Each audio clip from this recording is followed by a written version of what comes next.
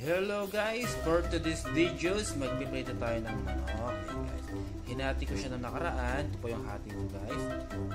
Niluto ko naman yan. Pripritoin natin guys. Bali nilagyan ko siya ng asin lang. Saka konting patis. Saka chili powder. Ayan. Mag-init po tayo ng mantika ngayon. So, let's go! So guys, may nilagyan natin ng mantika. Kailangan natin ng ating chicken.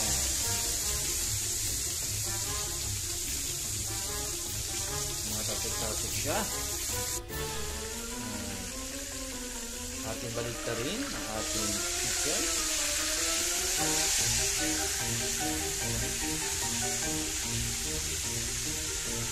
Bali, kung titignan nyo guys, half cook pa rin yung itong side na to. Babalikan ko siya mamaya. So, yan po guys, binaliktad mo muna sa kabilang side. So, back to other side ulit tayo. Yan.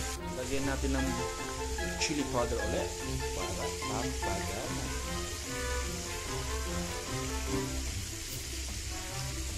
Yan. Sarap.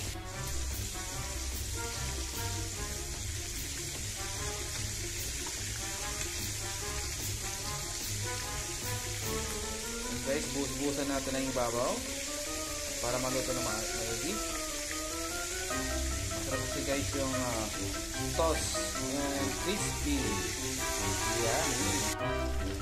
And guys, balikan natin ang kabilang side kasi medyo half cook pa siya.